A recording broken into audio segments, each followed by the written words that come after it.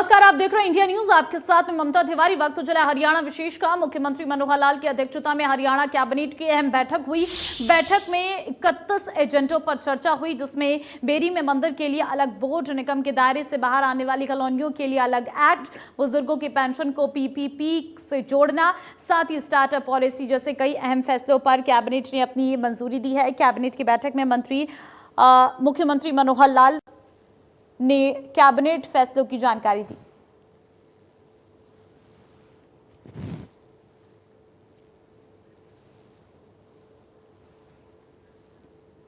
Graphics के माध्यम से आपको जानकारी देते हैं कैबिनेट की बैठक में आखिर क्या कुछ फैसले लिए गए। आपको बता दें कैबिनेट बैठक में 31 एजेंडों पर चर्चा हुई है। साथ ही आपको बता दें बेरी के मंदिर का संचालन सरकार करेगी, ये फैसला लिया गया है कैबिनेट की बैठक में। और मंदिर के लिए अलग से बोर्ड बनाया जाएगा, इसकी जानकारी मुख्यमंत्री की तरफ से दी गई है। वहीं आपको बता दें कि निगम से बाहर कॉलोनियों के लिए अलग से एक्ट बनाया जाएगा, ये मुख्यमंत्री की तरफ से कहा गया है। 600 कॉलोनियों के लिए अलग से एक्ट बनाएंगे, सीएम कहते हुए नजर आई हैं। आपको ये भी जानकारी दे दें कि बुजुर्ग पेंशन को परिवार पहचान पत्र से जोड़ा जाएगा, ताकि आपको बता दें कि पेंशन के लिए अलग से कागज जमा नहीं करने होंगे। चलिए आगे बढ़ते हैं। मुख्यमंत्री मनोहर लाल ने कहा कि सीसीएल के लिए पहले 18 साल की बच्चों की आयु लिमिट थी, अब दिव्यांग के केस में उम्र की लिमिट हटा दी गई है। अगर सीसीएल है तो अकेले पिता भी वो इस्तेमाल कर सकता है।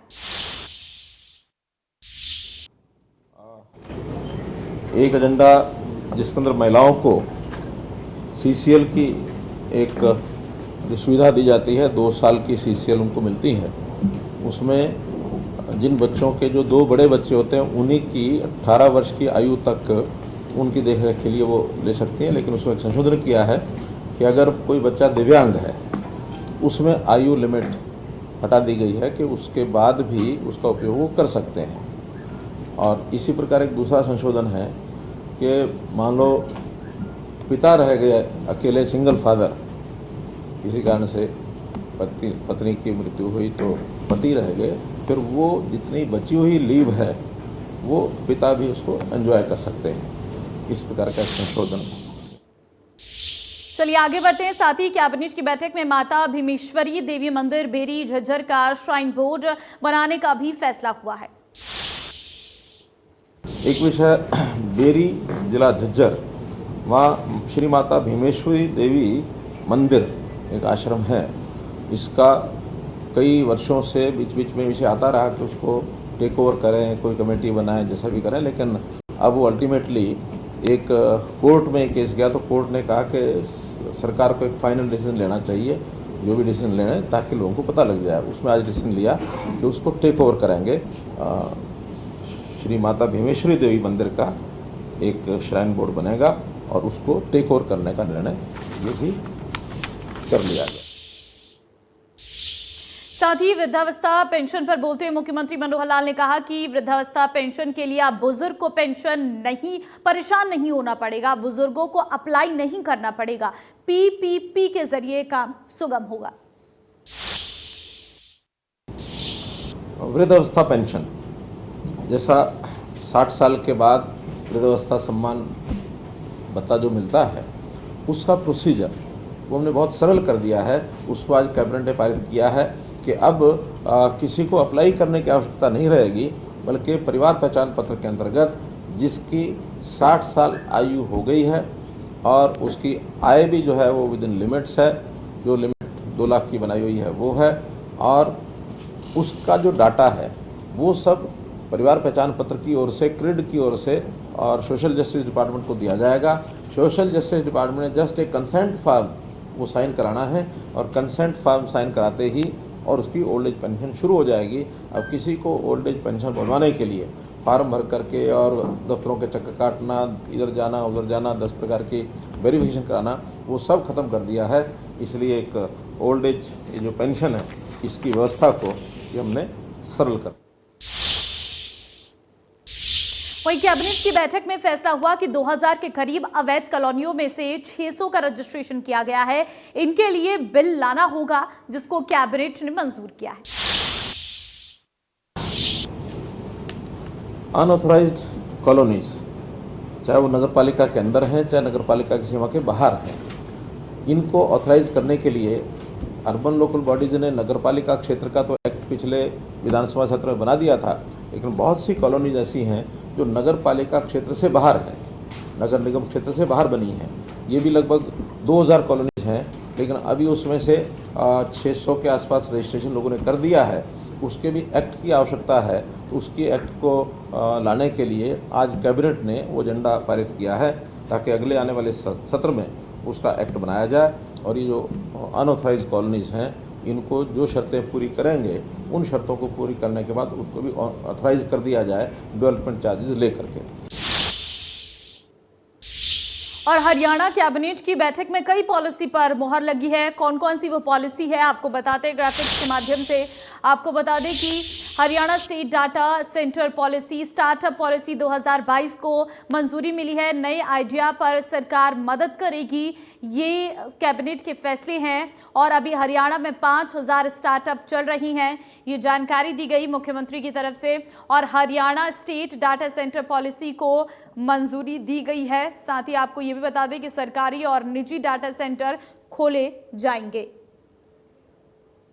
लकड़ी आधारित उद्योग की पॉलिसी में बदलाव किया गया है, ये मुख्यमंत्री की तरफ से जानकारी दी कि दूरी की लिमिट 3 किलोमीटर की बजाय 500 मीटर की गई है। और इलेक्ट्रिक व्हीकल पॉलिसी को भी मंजूरी दी गई है। आपको बता दें कि इलेक्ट्रिक व्हीकल रजिस्ट्रेशन में 100% तक छूट की बात भी कही गई है। तो स्टार्टअप पॉलिसी 2022 को भी मंजूर किया गया है।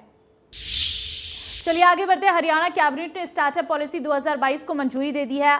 अच्छा स्टार्टअप लाने वालों को प्रोत्साहन दिया जाएगा। स्टार्टअप पॉलिसी को लेकर मुख्यमंत्री ने क्या कहा, सुनिए। स्टार्टअप नीति, देश भर में स्टार्टअप्स की जब से घोषणा हुई है, हर प्रदेश स्टार्टअप्स के लिए अपनी नीति लेकर के आ रहे हैं। हम भी स्टार्टअप्स की नीति को लेकर के आए हैं। अभी इससे पहले जो स्टार्टअप्स को प्रोत्साहन और सहायता दी गई है उसमें भी हरियाणा पीछे नहीं है। दुनिया भर में स्टार्टअप्स का जो एक विषय शुरू हुआ है, देश भारतवर्ष वर्ल्ड वाइड अगर हिसाब लगाएं तो हम 3rd प्लेस पर हैं एज नंबर ऑफ स्टार्टअप्स पर कंसर्न, और उसमें भी हरियाणा बड़े अग्रणी स्थान पर है। कुल 60,000 स्टार्टअप्स में से 5,000 स्टार्टअप्स केवल हरियाणा के हैं। कैबिनेट ने Haryana state data centre policy को भी मंजूरी दी है। अब डाटा की सुरक्षा सरकार सुनिश्चित करेगी। सरकारी और निजी डाटा सेंटर खोले जाएंगे। स्टेट डाटा सेंटर पॉलिसी हम लेकर के आए हैं। हम जानते हैं कि जैसे अब डिजिटल का ज़माना आ गया है, बहुत सी चीज़ें, डाटा जो इकट्ठा किया जाता है उस डाटा की सुरक्षा ये सबसे बड़ा विषय होता है। तो डाटा सुरक्षित रखा जाए, ऐसे डाटा सेंटर्स चाहे वो प्राइवेट बने चाहे सरकारी बने, लेकिन उसके लिए जो सुविधाएं देना ये बहुत आवश्यक है। पूंजीगत सुविधाएं भी हैं, पावर के रेट्स की भी सुविधाएं हैं, और उनके जो कर्मचारी हैं उन कर्मचारियों को भी हमने प्रतिवर्ष 48,000 रुपये की दर से और जो रोजगार सृजन सब्सिडी ये देते हैं, ये उनको ऑफर की गई है। हरियाणा कार्बन उत्सर्जन को कम करने के लिए प्रदेश में इलेक्ट्रिक व्हीकल के लिए ई पॉलिसी को कैबिनेट ने मंजूरी दी है। मुख्यमंत्री ने बताया कि ई व्हीकल पॉलिसी के तहत रजिस्ट्रेशन में 100% की छूट दी गई है। व्हीकल, तो जो इलेक्ट्रिक व्हीकल की पॉलिसी है वो भी आज समय की एक मांग है। डीजल की, पेट्रोल की जो खपत होती है उसकी बजाय इलेक्ट्रिकल व्हीकल, ये बड़ी संख्या में उत्पादन भी इसका होना चाहिए, बड़ी संख्या में यूज़र भी इसके आने चाहिए, तो सबके लिए। और इसको हमने एक फिजिबल बनाया है। जो खरीदेंगे उनको भी प्रारंभिक मात्रा रखी गई है, निश्चित की है कि प्रारंभिक जो फर्स्ट वाले जो भी अप्लाई करेंगे खरीदने के लिए और अपना पैसा जमा कराएंगे, उसके बाद उनको कुछ सहायता, और ये सहायता 10%, 15%, उसका एक मैक्सिमम लिमिट भी रखी है। 3 लाख, 5 लाख से लेके 15-20 लाख तक। जितना बड़ा व्हीकल होगा, जितनी ज़्यादा कीमत का होगा, उसको 10 से 15% तक की छूट। और कांग्रेस ने एक बार फिर केंद्र सरकार के खिलाफ मोर्चा खोल दिया है। कांग्रेस आज देश भर में सरकार के खिलाफ विरोध प्रदर्शन करती नजर आई। इसी कड़ी में प्रदेश में भी कांग्रेस कार्यकर्ताओं ने सरकार के खिलाफ प्रदर्शन किया। कांग्रेस कार्यकर्ताओं ने अग्निपथ योजना समेत कई मुद्दों पर अपना विरोध जताया। कांग्रेस का ये विरोध प्रदर्शन सुबह 10 बजे से दोपहर 1 बजे तक जारी रहा। अपने विरोध प्रदर्शन के दौरान कांग्रेस कार्यकर्ताओं ने एसडीएम कार्यालय पर रोष जताया। कांग्रेस ने इस विरोध प्रदर्शन को सत्याग्रह का नाम दिया। तो कनीना, पानीपत, झज्जर, होडल, फतेहाबाद और बल्लभगढ़ की ये 6 तस्वीरें आपको दिखा रहे हैं जहां पर कांग्रेस की तरफ से विरोध दर्ज किया गया। अग्निपथ पर विपक्ष का यह आक्रोश। प्रदेश में कांग्रेस ने अग्निपथ योजना के विरोध में प्रदर्शन किया। अग्निपथ योजना को लेकर कांग्रेस नेताओं का कहना है कि ये योजना युवाओं के हित में नहीं है। ये शांतिप्रिय ढंग से हमने धरना रखा है ताकि लोगों का ओपिनियन जाए। और जो है अग्निपथ, इंग्लिश में एक वर्ड है एगोनी, ये अग्निपथ नहीं है, ये एगोनी पाथ है, एगोनी पाथ, समझा? तो उसके वापस लें और इस पर पुनर्विचार करें और मिलिट्री रिफॉर्म्स के लिए कोई चर्चा करें, उसके बाद कोई लेके आए। इसको कोई पायलट प्रोजेक्ट के तौर पर जाए नहीं। 2 लाख जगह खाली हैं तो रेगुलर परमानेंट भर्ती क्यों नहीं करते? देश को मजबूत करो, हम साथ हैं। अग्निपथ योजना का हम पूर्णतः विरोध करते हैं और हमारी सरकार से मांग है कि योजना वापस ले। और हम इसका विरोध इसलिए कर रहे हैं कि ये योजना ना तो राष्ट्र हित में है, ना देश की फौज के हित में है। क्यों? ना देश के नौजवान के भविष्य के हित में। लेकिन हरियाणा और ख़ास तौर पे दक्षिणी हरियाणा और वो सारे इलाके जहाँ से फौज की भर्ती होती है, हमारे को बहुत ज़्यादा नुकसान है इसमें।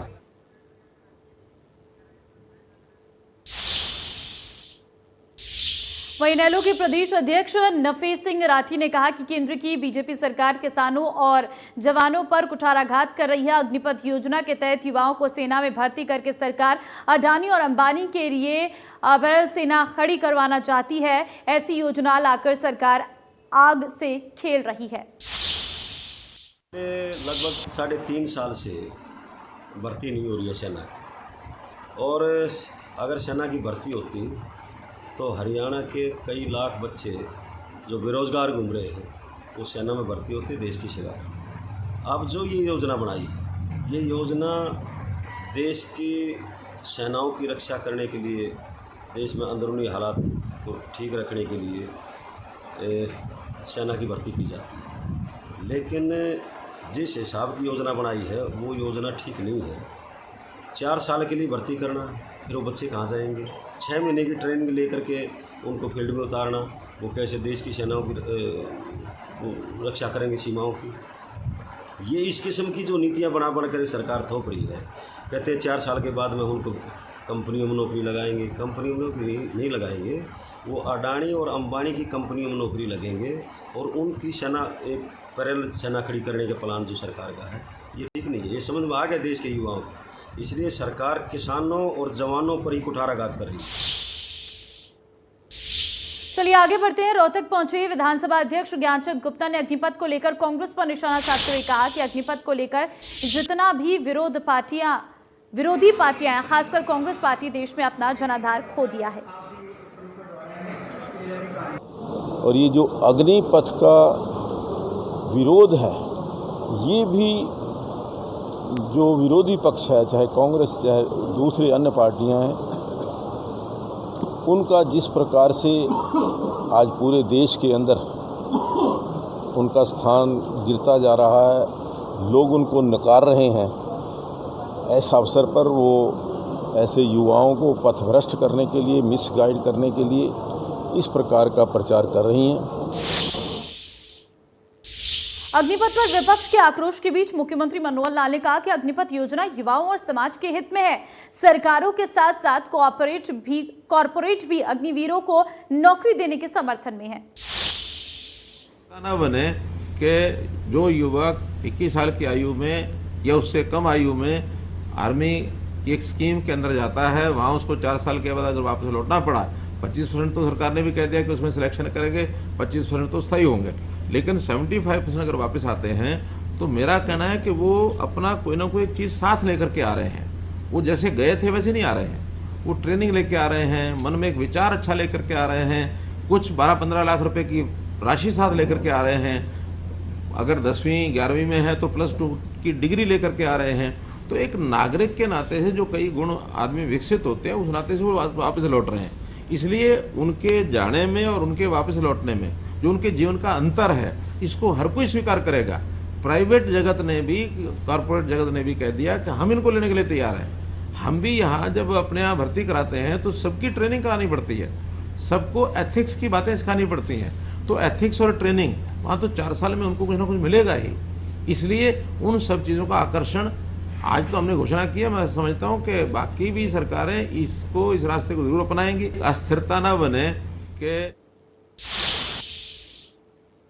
चलिए आगे बढ़ते हैं। करनाल में अपनी मांगों को लेकर प्रदर्शन करने वाले दिव्यांगों के समर्थन में पहुंचे कुछ युवकों को पुलिस ने हिरासत में ले लिया है। दिव्यांगों की मांग का समर्थन के लिए मौके पर पहुंचे कांग्रेस प्रदेश अध्यक्ष देवांग को भी दिव्यांगों का विरोध का सामना करना पड़ा। दिव्यांगजनों ने कहा कि उनकी परेशानी की देन कांग्रेस सरकार है, ऐसे में उन्हें कांग्रेस के किसी भी नेता या कार्यकर्ता का कोई समर्थन नहीं चाहिए।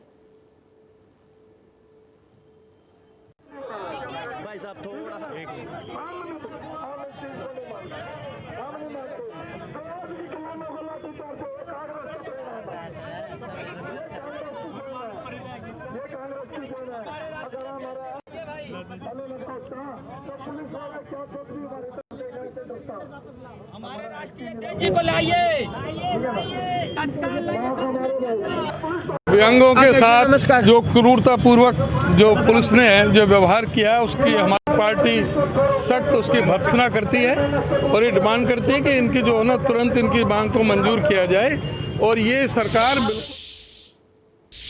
और फरीदाबाद में केंद्रीय भारी उद्योग एवं ऊर्जा राज्य मंत्री कृष्णपाल गुर्जर ने सेक्टर 58 में 2 MLD सीवरेज ट्रीटमेंट प्लांट का शिलान्यास किया। इस दौरान उन्होंने मीडिया से बातचीत करते हुए कहा कि बीजेपी सरकार विकास के लिए प्रतिबद्ध है और इसी क्रम में लगातार विकास कार्य किए जा रहे हैं। साथ ही कृष्णपाल गुर्जर ने कहा कि फरीदाबाद और पलवल के विकास के लिए दोनों शहरों की कनेक्टिविटी को और बेहतर किया जा रहा है। लगातार अलग अलग शहरों से कनेक्टिविटी बढ़ाई जा रही है, जिससे शहर का विकास होगा। वहीं STP का जिक्र करते हुए उन्होंने कहा कि शहर में लगातार STP लगाई जा रही हैं, जिससे STP के जरिए पानी को ट्रीट करके मानकों को मेंटेन किया जा सके। एक ऐसा है, आज यहाँ सेक्टर 58 झारसेतली में 2 MLD का STP प्लांट का आज यहाँ शिलान्यास हुआ है। इस पर लगभग 6 करोड़ रुपए लागत आने वाली है। 6 करोड़ 20 लाख रुपए। और ये रोजाना 20 लाख लीटर पर डे पानी को ये ट्रीट करेगा, जो यहाँ के पार्कों को उसकी सिंचाई करने के लिए, उनको पानी देने के लिए, या इंडस्ट्री में उस ट्रीटमेंट प्लांट का पानी इस्तेमाल करने के लिए उपयोग में आएगा। पानी की बचत होगी, साफ पानी। ऐसे पूरे फरीदाबाद में स्मार्ट सिटी के द्वारा लगभग 68 करोड़ रुपए के ऐसे 2 MLD के STP लगाए जा रहे हैं। राष्ट्रपति पद के लिए 18 जुलाई को होने जा रहे चुनाव में विपक्ष के साझा उम्मीदवार यशवंत सिन्हा ने राहुल गांधी और शरद पवार समेत कई प्रमुख विपक्षी नेताओं की मौजूदगी में नामांकन दाखिल किया। सिन्हा ने नामांकन पत्रों के 4 सेट राज्यसभा के महासचिव को सौंपे। पूर्व केंद्रीय मंत्री सिन्हा के नामांकन दाखिल करने के मौके पर कांग्रेस के पूर्व अध्यक्ष राहुल गांधी, राष्ट्रवादी कांग्रेस पार्टी के प्रमुख शरद पवार, राज्यसभा में नेता प्रतिपक्ष मल्लिकार्जुन खड़गे, राजस्थान के मुख्यमंत्री अशोक गहलोत, कांग्रेस महासचिव जयराम रमेश, समाजवादी पार्टी के अध्यक्ष अखिलेश यादव, द्रमुक नेता और ए राजा और नेशनल कॉन्फ्रेंस के नेता फारूक अब्दुल्ला मौजूद रहे। इसके साथ ही तृणमूल कांग्रेस के महासचिव अभिषेक बनर्जी, तेलंगाना राष्ट्र समिति के नेता KT रमा राव, मार्क्सवादी कम्युनिस्ट पार्टी के महासचिव सीताराम येचुरी, भारतीय कम्युनिस्ट पार्टी के महासचिव D राजा, राष्ट्रीय जनता दल की सांसद Misa Bharti, revolutionary society socialist party के नेता NK प्रेमचंदन और राष्ट्रीय लोक दल के अध्यक्ष जयंत चौधरी और कुछ अन्य विपक्षी नेता भी मौजूद रहे। ये बहुत महत्वपूर्ण है कि राष्ट्रपति भवन में उसी तरह का व्यक्ति जाए जो इन फंक्शंस को, इन जिम्मेदारियों को निभा सकेगा। अगर कोई ऐसा व्यक्ति जाए जो सरकार के कब्जे में है, उसको हिम्मत ही नहीं होगी कि मशवरा भी हम दें, तो फिर इस पद का कोई फायदा नहीं बचेगा। और 24 जून को एनडीए की तरफ से द्रौपदी मुर्मू ने राष्ट्रपति पद के लिए नामांकन दाखिल किया। ग्राफिक्स के जरिए आपको बताते हैं कि आखिर क्या सत्तारूढ़ और विपक्ष के उम्मीदवारों के बारे में। द्रौपदी मुर्मू एनडीए के राष्ट्रपति पद के उम्मीदवार, यशवंत सिन्हा विपक्ष के राष्ट्रपति पद के उम्मीदवार हैं। आपको बता दें कि जून 1958 में उड़ीसा के मयूरभंज में जन्म हुआ द्रौपदी मुर्मू का। नवंबर 1937 में पटना में जन्म हुआ यशवंत सिन्हा का। शिक्षक के रूप में करियर की शुरुआत की द्रौपदी ने और यशवंत सिन्हा ने 1960 तक पटना विश्वविद्यालय में शिक्षक रही हैं। आपको बता दें कि 1997 में पार्षद रह चुकी हैं द्रौपदी मुर्मू। 1960 में आईएएस के लिए चयन हुआ यशवंत सिन्हा का। वहीं आपको बता दें कि रायपुर सीट से 2 बार विधायक, 1 बार मंत्री रही हैं द्रौपदी। 24 साल तक बतौर प्रशासनिक अधिकारी काम किया यशवंत सिन्हा ने। 2000 से 2002 तक स्वतंत्र प्रभार की राज्य मंत्री रही द्रौपदी मुर्मू। बिहार सरकार के वित्त मंत्रालय में सचिव महासचिव रहे यशवंत सिन्हा। तो भारत सरकार के वित्त मंत्रालय में उप सचिव के पद पर नियुक्ति रही। और यशवंत सिन्हा की 2006 से 2009 तक उड़ीसा बीजेपी की अनुसूचित जनजाति मोर्चा के अध्यक्ष रही द्रौपदी। भारतीय दूतावास में अहम जिम्मेदारी रही यशवंत सिन्हा की। 2007 में उड़ीसा के सर्वश्रेष्ठ विधायक के लिए अवार्ड से सम्मानित हुई द्रौपदी। 1986 में जनता पार्टी ज्वाइन की। 2015-2020 तक झारखंड की पहली महिला आदिवासी गवर्नर रही द्रौपदी। उड़ीसा की पहली महिला नेता जिन्हें गवर्नर बनाया गया। और 1988 में पहली बार राज्यसभा सदस्य चुने गए यशवंत सिन्हा।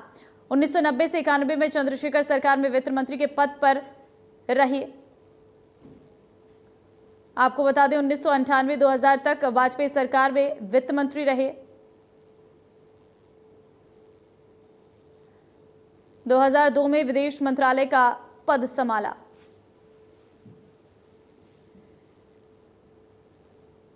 2009 में बीजेपी के उपाध्यक्ष पद से इस्तीफा।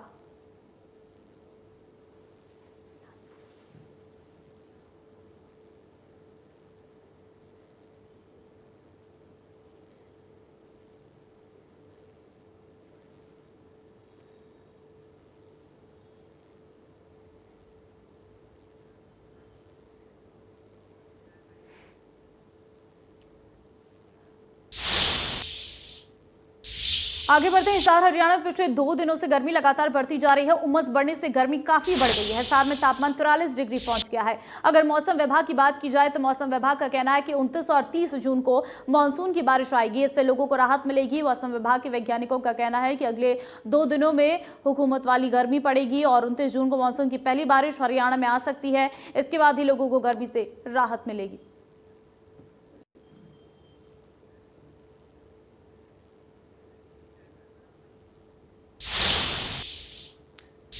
हरियाणा विशेष में फिलहाल के लिए बस इतना ही। बाकी अन्य खबरों के लिए बने रहिए इंडिया न्यूज के साथ। नमस्कार।